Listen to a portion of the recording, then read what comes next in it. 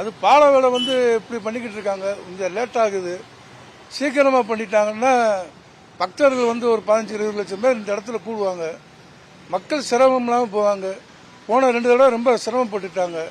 இந்த தடவை சீக்கிரமாக அதிகாரிகள் பார்த்து முடிவு பண்ணாங்கன்னா இந்த வேலைகள் சீக்கிரமாக முடிஞ்சுன்னா இருக்கிறவங்களுக்கு இடைஞ்சல் இல்லாமல் இருக்கும். சாமியை பார்க்குறவங்களுக்கு ஈஸியாக இருக்கும்.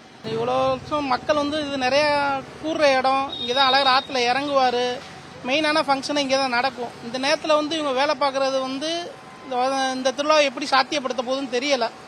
அதுக்கு முன்னேற்பாடாக எதுவும் கவர்மெண்ட் செய்கிறாங்களா என்னன்னு நாங்கள் பார்க்கணும். ஏன்னா இங்கே நிறைய குழிகள் தோண்டி வச்சு மண்ணை இது போட்டு வண்டியே போக்குவரத்துக்கே சரியாக இருக்குது. அதில் திருவிழா எப்படி ஃபேஸ் பண்ண போகிறாங்கிறது ஒரு டஃப்பான காரியம் தான் மாநகராட்சிக்கு.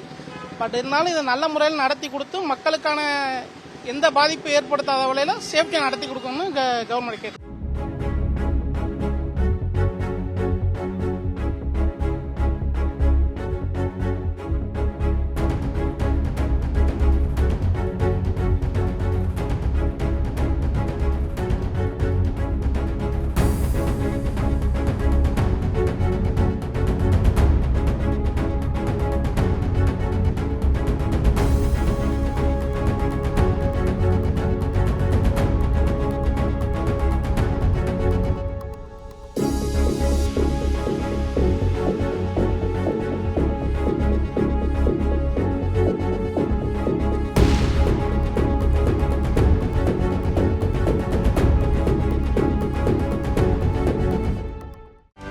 செய்திகளை உடனுக்குடனும் துல்லியமாகவும் தெரிந்து கொள்ள சப்ஸ்கிரைப் பண்ணுங்க.